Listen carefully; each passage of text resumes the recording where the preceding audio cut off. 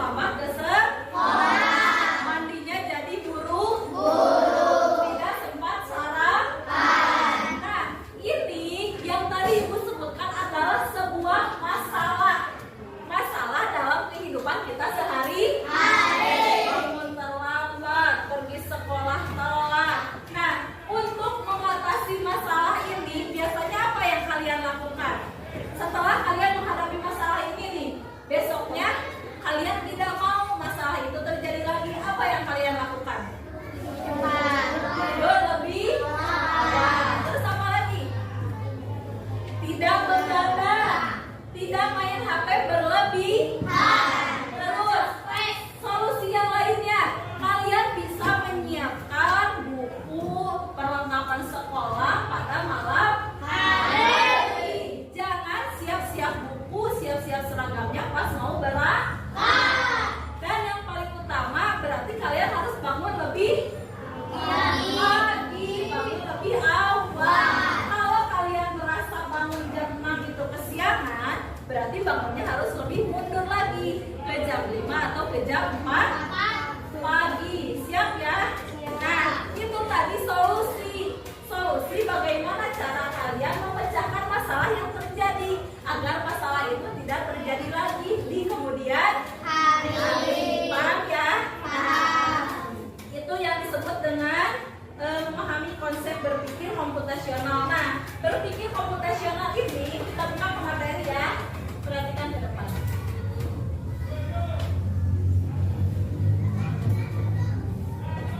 Nah, coba perhatikan. Di sini ada pembelajaran coding dan berpikir komputasional. Berpikir apa? Komputasional. Oke, kita masuk ke yang pertama. Di daftar isi yang pertama ada pemecahan masalah. Yang kedua ada langkah-langkah pemecahan masalah. Yang ketiga ada berpikir komputasional. Dan yang terakhir ada elemen berpikir komputasional. Oke, kita masuk ke masalah. Masalah tidak hanya dialami oleh ibu, pasti kalian juga setiap hari mengalami yang namanya masalah. Pernahkah kalian terlambat bangun pagi atau terlambat berangkat ke sekolah? Apa yang kalian lakukan? Bangun lebih pagi, menyiapkan perlengkapannya di malam hari. Seperti yang sudah tadi dijelaskan. Lanjut ya. Nah, pemecahan masalah adalah proses berpikir dan bertindak untuk mencari solusi pada suatu masalah. Pemecahan masalah sangat berguna dalam kehidupan sehari-hari. Nah, pemecahan masalah ini biasa kalian lakukan setelah kalian menemukan sebuah masalah. Tindakan apa yang harus kalian lakukan? Terus bagaimana caranya supaya masalah itu tidak terjadi lagi di dalam kehidupan kalian sehari-hari? Contohnya misal kalian pergi main sore hari naik sepeda. Misal ketika di jalan sepeda yang kalian gunakan banyak kempes. Suka kan ada kejadian kayak gitu? Nah, setelah ban kalian kempes, apa yang kalian lakukan? Dorongnya. Nah, setelah bannya kempes, kita masuk ke langkah-langkah pemecahan masalah. Di sini ada memahami masalah. Nah, memahami masalah ini, contoh masalahnya seperti tadi. Ban kalian itu kempes. Kenapa bisa terjadi? Apakah karena ada paku? Apakah karena ada benda tajam? Apakah karena memang bannya sudah rusak? Nah, ini harus dipahami dulu. Ketika kejadian bannya bocor, bannya kempes, oh iya, ternyata di ban sepedaku ada paku yang menyebabkan sepeda aku bannya kempes. Sekarang lanjut ke yang kedua, mengumpulkan informasi. Nah, mengumpulkan informasi ini, setelah bannya ketahuan kempes, kalian pasti berpikir bagaimana caranya supaya ban sepeda aku bisa kembali bagus lagi seperti semula agar aku bisa lanjut bersepeda. Memompanya, terus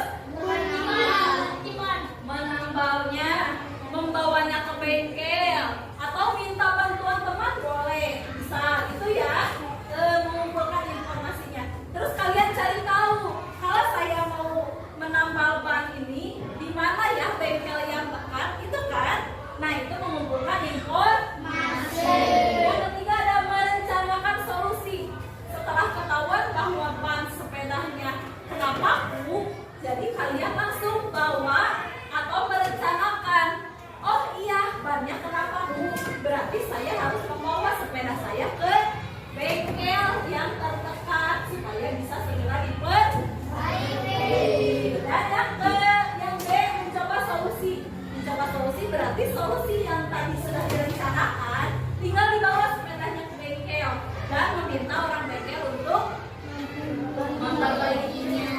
Nah, selanjutnya yang E ada melakukan evaluasi dan perbaikan. Kalau melakukan evaluasi ini setelah ban sepedanya kembali bagus lagi, bisa digunakan lagi, terus misalkan besoknya atau lusanya si sepedanya bocor lagi, apa yang kalian lakukan? Mengevaluasinya.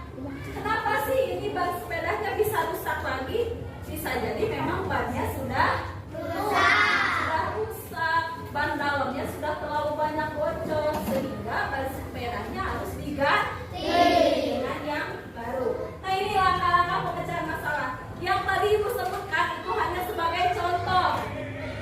Masalah lain memang ada banyak. Ini hanya dalam kehidupan sehari-hari. Kalau dari sistem komputer atau sistem yang lainnya, coba di sini kalian punya handphone nggak? Punya. Ada yang suka main game? Ada yang suka main game.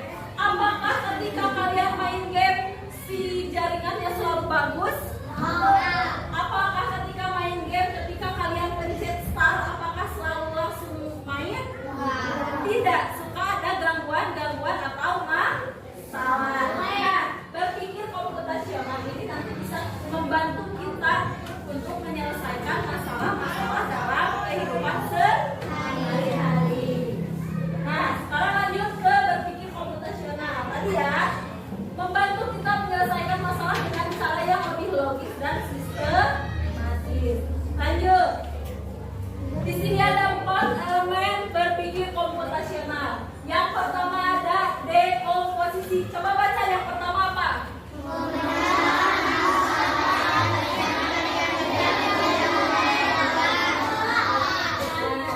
Memecah masalah besar menjadi bagian-bagian yang kecil yang mudah dikelola. Contohnya apa coba? Masalahnya itu besar, tapi kalian bisa menyelesaikannya dengan cara dipecah. Coba, Hafiza apa? Devia, Alia apa? Contohnya? Coba, apa Budi? Contohnya misal, kalian diminta ibu untuk membuat kue di rumah, misal ya. Kan kalau dipikirkan bagaimana caranya membuat kue, saya tidak tahu. Tapi kalau kalian menggunakan elemen dekomposisi, kalian bisa memisahkannya terlebih dahulu. Yang pertama, kalian bisa menyiapkan alat dan juga bahannya. Alatnya misal, alat yang diperlukan untuk membuat kue apa sih? Ada mixer, apalagi? Loyang, apalagi? Alatnya dulu, oven, apalagi? Makan, dan lain-lain. Kita masuk ke bahan. Bahan untuk membuat kue apa saja?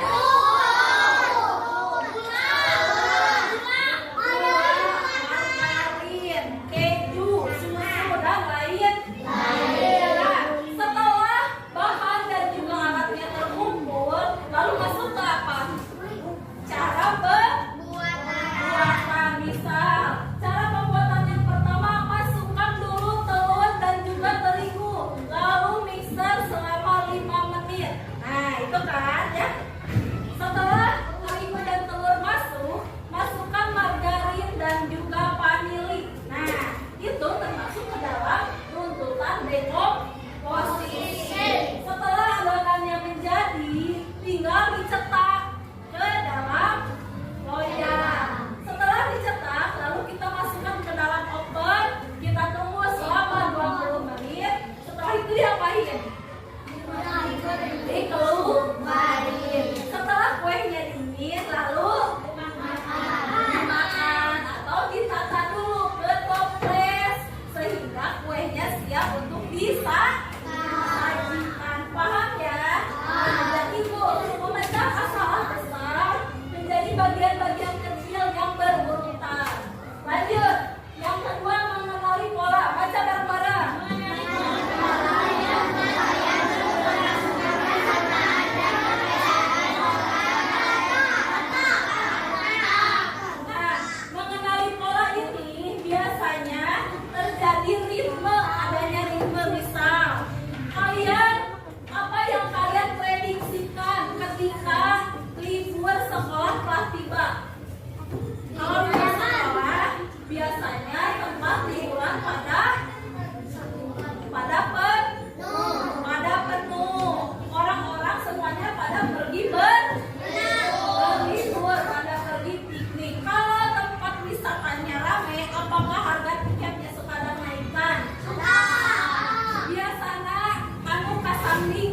10.000 jadi 15.000. Itu yang disebut dengan mengenali pola. Dan yang ketiga apa baca?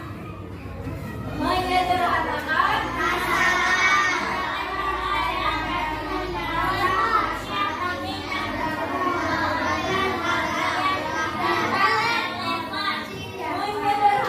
masalah adalah proses mencari informasi yang penting dan mengabaikan hal-hal yang tidak relevan. Ada yang tahu contohnya? Contohnya misal, ibu minta sama kalian untuk mengerjakan tugas membuat denah perjalanan dari rumah kalian menuju ke sekolah. Ada yang rumahnya di Tarikolot, ada yang rumahnya di Kanayakan, kan itu posisinya jauh ya. Nah, ketika kalian membuat peta, kalian pilih saja hal-hal yang pentingnya. Misal, kalau dari los berarti ada belokan, ada lewat sekolah, lewat pom bensin, lalu sampai ke SD Negeri Bojong Satu. Tidak usah ditulis detail, ada tukang es buah, ada tukang cimin, tidak usah ditulis sedetail itu. Singkirkan saja yang tidak pentingnya. Paham ya? Yang penting-pentingnya saja. Yang terakhir, menyusun langkah-langkah solusi atau algoritma. Baca bawahnya. Langkah-langkah.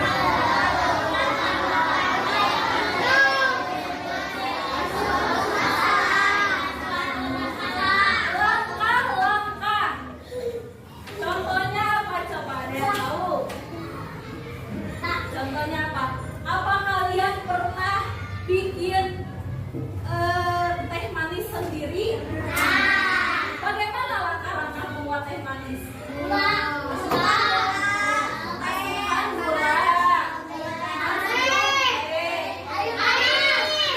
Panaskan air. Setelah airnya panas, tuangkan ke dalam gelas.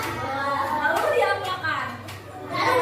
Diaduk. Setelah diaduk, bisa disajikan. Nah, itu yang disebut dengan algoritma. Paham sampai sini? Coba ada yang mau ditanyakan nggak tentang berpikir komputasional dan pemecahan masalah? Ada yang mau bertanya? Ada yang mau memberikan contoh masalah apa saja yang sering kalian temui? Coba. Coba Hafiza pernah mengalami masalah apa di rumah atau di sekolah? Coba sini ke depan. Ini, misalnya kesulitan apa? Pernah mengalami kesulitan apa? Coba sini. Ada yang mau ke depan? Ajam. Ayo. Kalau tidak ada, kita lanjut. Terima kasih. Oke, lanjut. Selanjutnya Ibu punya tayangan video animasi. Kita tonton bareng-bareng. Di video ini nanti akan tergambarkan bagaimana keempat elemen cara berpikir komputasional. Perhatikan ke depan ya.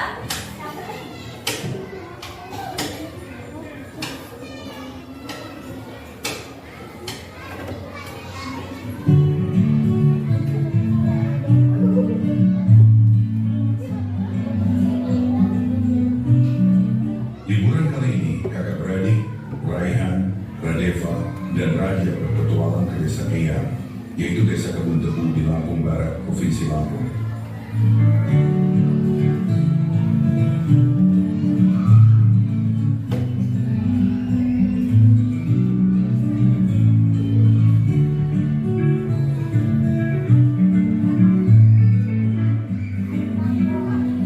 Bro, akhirnya kita sampai di desa Eyang. Guys, ini bukan sekedar liburan, tapi kali ini kita akan belajar dari kehidupan pakai cara berpikir komputasional. Wow, udaranya segar banget, indahnya desa ini. Sejauh mata memandang terhampar hijaunya sawah.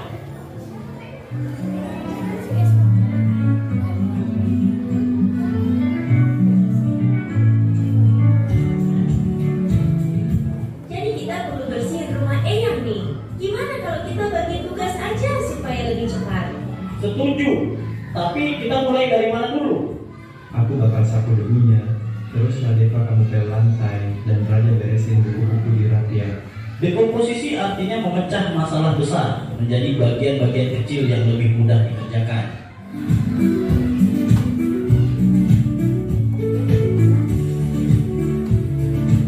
Yuk kita mancing ikan, tapi kok susah banget ya dapetnya?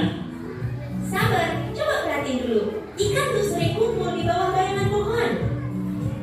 Lihat, ada bayangan pohon besar di situ. Pasti banyak ikan di bawahnya. Jadi harus sabar dan perhatiin pola alam ya. Pengenalan pola adalah mengenali kemiripan atau pola dari masalah yang kita temui. Ingat-ingat ya ceritanya ya. Wah, ada banyak pohon di sini. Gimana caranya nyari yang paling pas?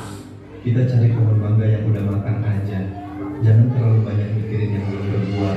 Jadi kita abaikan aja pohon yang belum berbuah. Fokus ke yang penting. Betul, itu namanya abstraksi. Kita hanya memilih informasi yang relevan. Abstraksi artinya menyaring informasi yang penting dan mengabaikan hal yang tidak relevan. Oke, sekarang kita buat jus mangga. Ada langkah-langkahnya nih. 1. Cuci mangga. 2. Potong buah. 3.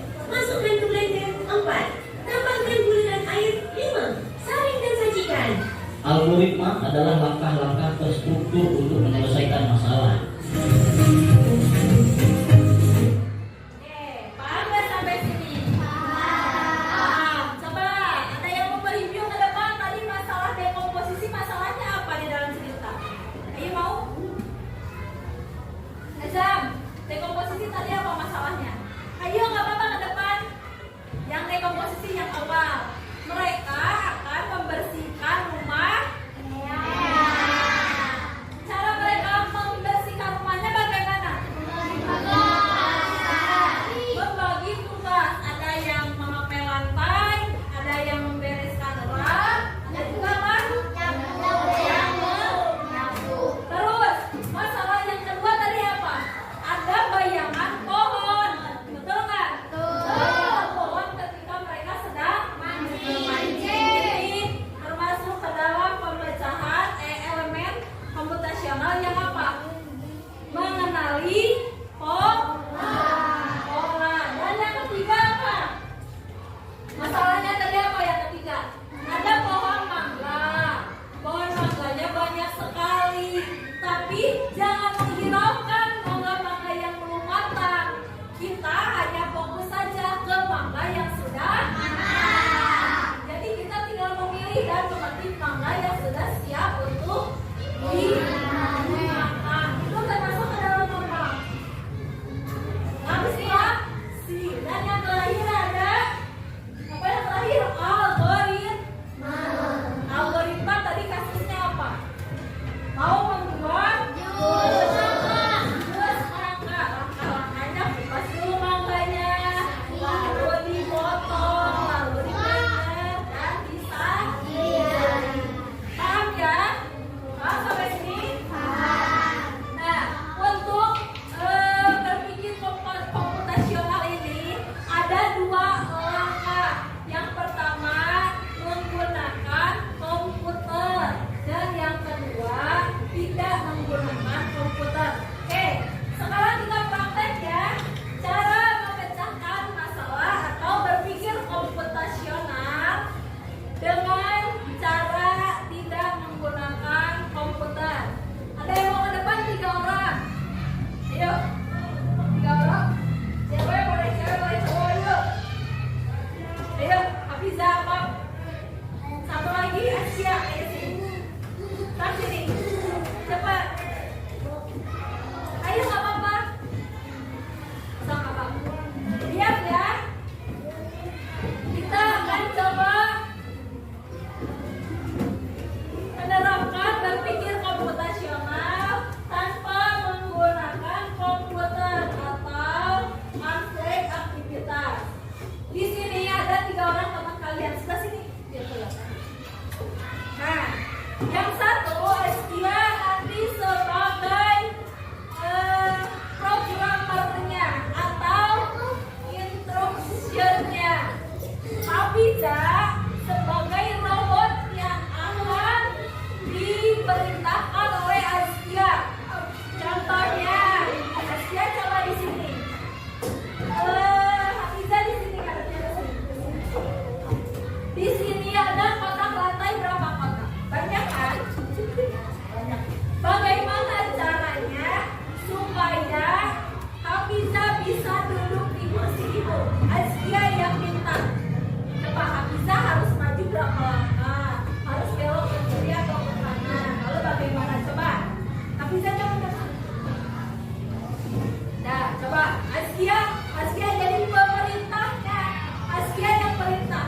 Hafiza tidak akan bisa bergerak kalau tidak diterima oleh Askia. Paham?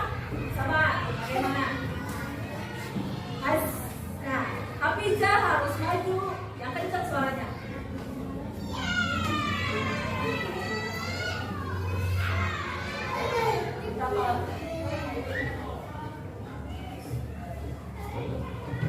Hafiza harus maju 10 langkah. Coba 1, 2, 3, 4, 5, 6, 7, 8, 9, 10. Lalu Hafiza berbelok ke kiri. Udah belok. Terus kemana supaya bisa Hafiza duduk di sini? Maju 1 langkah. Hafiza hadap kiri. Nah, maju lagi berapa langkah? 3 langkah. 1, 2, 3. Lalu Hafiza hadap ke kanan. Hadap kanan Hafiza. Lalu Hafiza boleh duduk. Nah, itu merupakan langkah-langkah berpikir secara komputasi. Nah, paham ya? Oke, sudah. Terima kasih dulu lagi ya, tepuk tangan dulu buat Nah, sekarang Ibu akan coba memberikan ke kalian bagaimana cara berpikir komputasional menggunakan alat teknologi. Ya, karena laptop sekolah terbatas, Ibu kan sudah minta beberapa siswa untuk membawa handphone. Siapa saja yang bawa? Oke, silakan duduknya berkelompok, 1 kelompok 3 orang. Sudah? Sudah. Oke, sekarang buka handphonenya.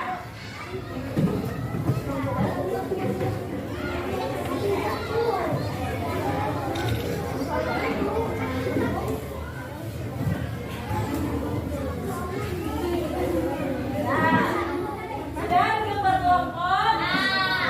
Sudah. Sekarang kita lihat. Coba kalian buka Google kalian di handphonenya. Sudah.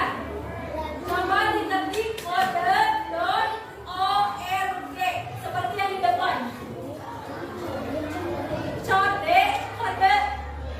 Kode.org.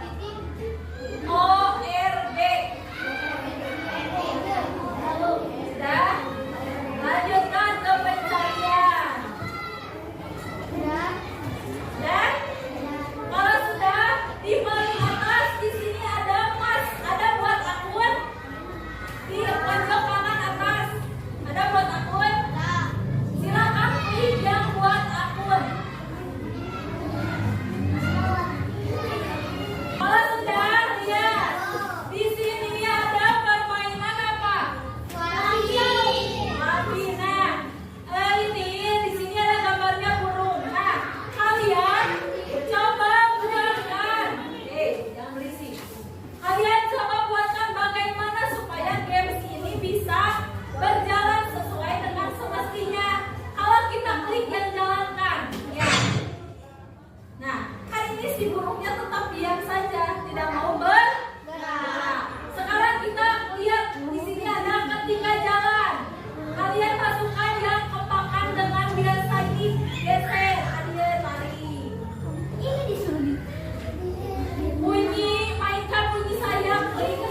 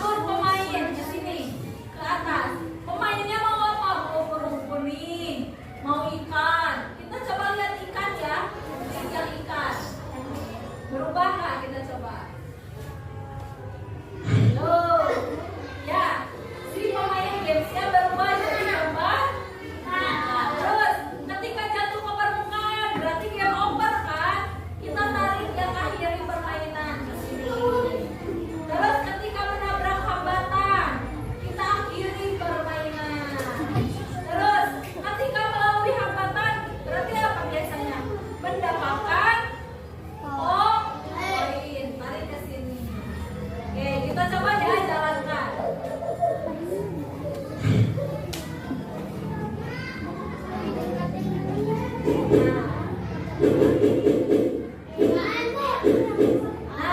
kalau menang hambatan berarti game over. Kita coba lagi kalau lolos hambatan gimana dapat poin gak ya? Ya.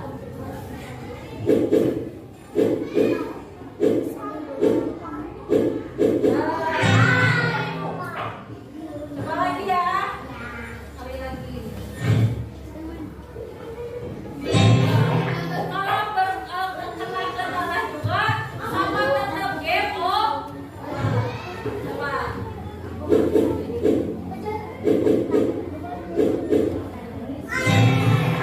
Nah itu ya, sudah bisa ya. Kalian sudah berhasil membuat sebuah permainan dengan memprogram sesuai kemauan kalian sendiri. Oke, selanjutnya silakan HP-nya simpan ke tas.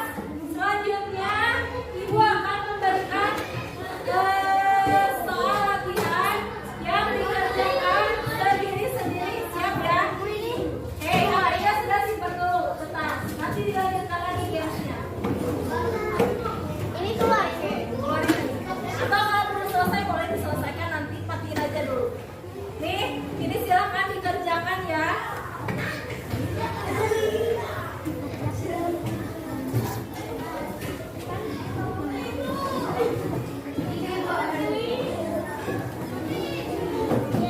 Nih, ayo dikerjakan dulu ini soalnya. Udah dulu HP-nya disimpan.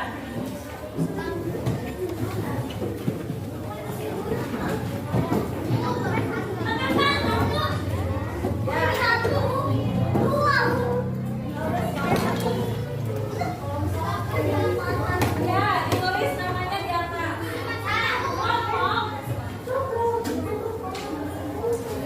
Ayo tinggal menjodohkan saja mana yang disebut algoritma, menyederhanakan masalah, dekomposisi, dan mengenali pola. Sebentar lagi ya, sampai di sini dulu ini.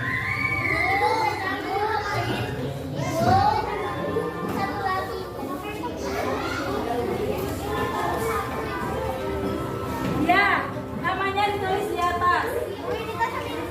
Nggak apa-apa.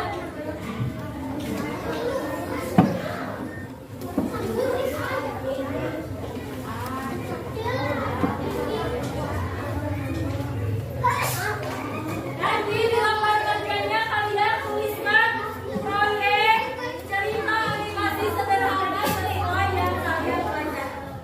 Kerjakan. Yang sudah silakan dikumpulkan ke depan.